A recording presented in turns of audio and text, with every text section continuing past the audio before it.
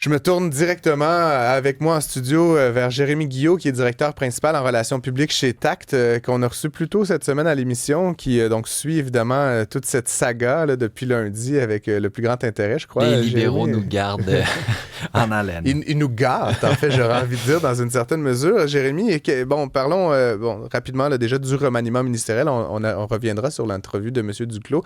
Qu'est-ce que tu as pensé de ce qui a été annoncé aujourd'hui par Justin Trudeau?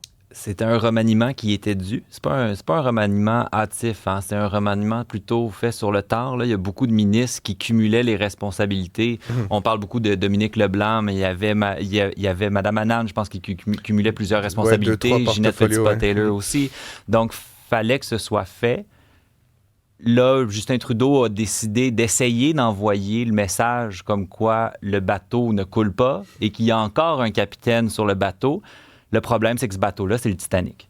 Ouais. Et Justin Trudeau est le capitaine du Titanic qui va couler éventuellement. Et il a donné des vestes de sauvetage à 8 nouvelles personnes qui vont pouvoir se présenter en élection dans une meilleure posture qu'elles ne l'étaient auparavant. C'est une honneur d'une vie de devenir ministre. Là. Je n'enlève rien à ces personnes-là. Même si c'est pour 3 mois? Même si c'est pour 3 jours ou 3 minutes. Okay. Honorable un jour, honorable toujours. D'accord. Ils vont garder ces titres-là à vie. On voyait Mme Brière aujourd'hui, là, pour ceux et celles qui ont écouté la conférence. La députée de Sherbrooke. La députée de Sherbrooke, qui est maintenant ministre du Revenu national, très émue parce qu'il y a quelque chose de beau quand même là-dedans. Mme Brière a travaillé pendant 30 ans comme notaire et là, elle devient ministre du Revenu national. Peu importe combien de temps ça va durer, même si ça va être très court probablement, qu'elle n'aura probablement pas le temps de finir de lire le cahier de transition. Ça fait quand même drôle dans un LinkedIn, là, tu sais, genre, t'as fait ça, t'as fait ça, 3 mois, OK, bon, c'est vrai. Qu'est-ce qui s'est passé lors de votre dernier emploi, Mme Brière? On essaie d'envoyer le message de contrôle, mais je ne suis pas certain que les Canadiens l'achètent. De l'autre côté, les Canadiens, en ce moment, ce qu'ils se disent, c'est que le premier ministre a plus l'air du premier ministre du Parti libéral du Canada que du premier ministre du Canada. Du Canada, oui.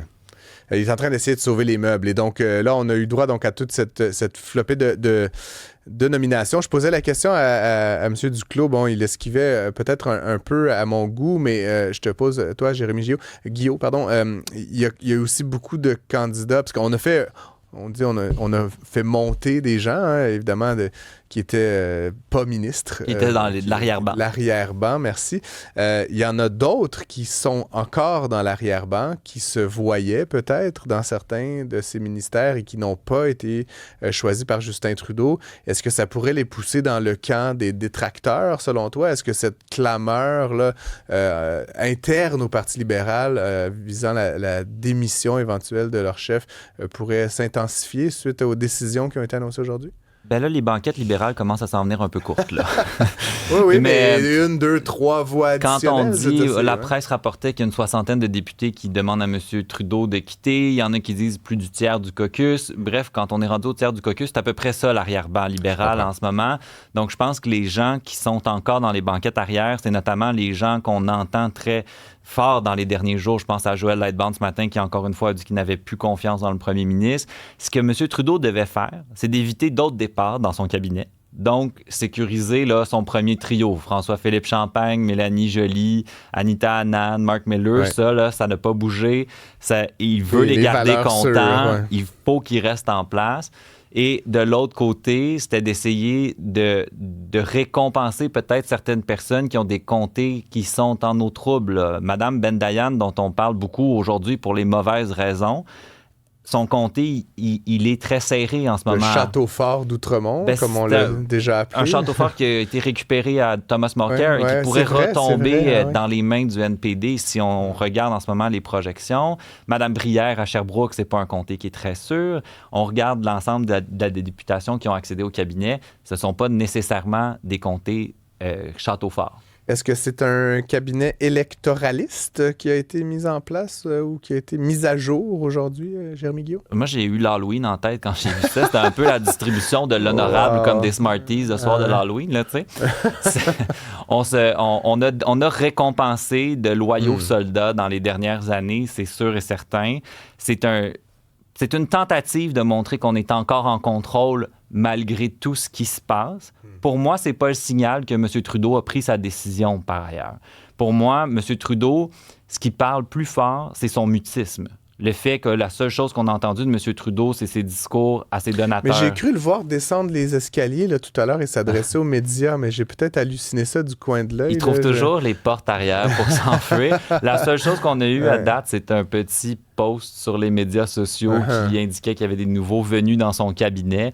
Mais moi, je n'ai pas vu, à moins que je me trompe, M. Trudeau répondre aux questions. Il a annulé ses entrevues de fin d'année. Finalement, tout ce qu'on aura eu, c'est des ailes de poulet puis des brioches à la cannelle comme entrevue de fin d'année. C'est un peu décevant. Est-ce que tu sais si on a réussi à l'avoir dans la mouture d'Infoman? C'est ce qui est le plus important pour moi à ce stade-ci. L'entrevue était-elle faite au moment de la démission de Chrystia Freeland? J'ai aucune idée, mais bon, ce serait intéressant à voir. Ce serait bien terrible. Sinon, écoute, rapidement, M. Duclos, je lui ai posé la question. Il fait face à la musique, lui, personnellement, dans son comté de Québec, qui est maintenant Québec-Centre. Là, qui est toujours en danger, par ailleurs. M. Duclos, on attend toujours très tard les soirs électorales. Mais là, on dit 94% de chance. Après, tout peut changer, là, mais je veux dire, clairement, les intentions sont très fortement favorables au Bloc québécois dans cette circonscription.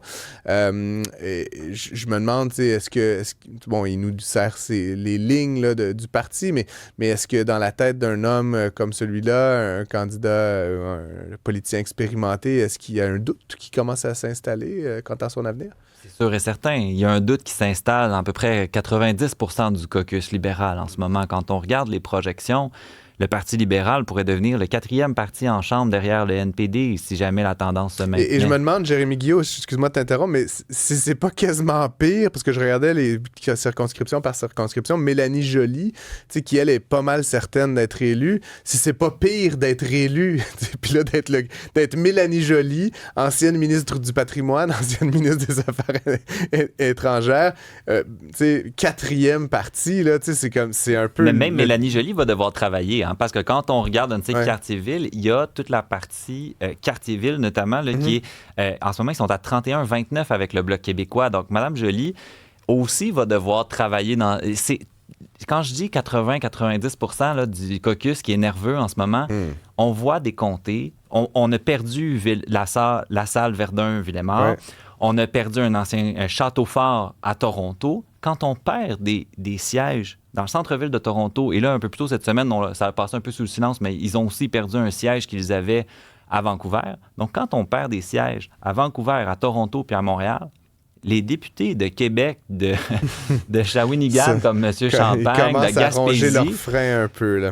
En tout cas, j'espère pour eux qu'ils ont servi assez longtemps pour avoir leur pension. Écoute, confirmation, j'ai pas halluciné ça. Justin Trudeau s'est effectivement adressé aux médias il y a quelques minutes pour commenter la démission de Chrystia Freeland en disant « On a beaucoup de travail à faire. On va essayer peut-être de récupérer un clip là, d'ici la fin de l'émission. » Jérémy Guillaume, merci beaucoup de prendre de ton temps, de venir avec nous, de commenter cette actualité. J'ai l'impression de vivre une semaine sur les chapeaux de roue là, par rapport à l'actualité économique canadienne. Ceux qui aiment la politique vont avoir été servis cette semaine. Voilà, j'en suis. Donc, merci beaucoup à toi et on se retrouve là, pour de prochaines aventures. Si on se reparle pas, joyeuses fêtes. Toi aussi.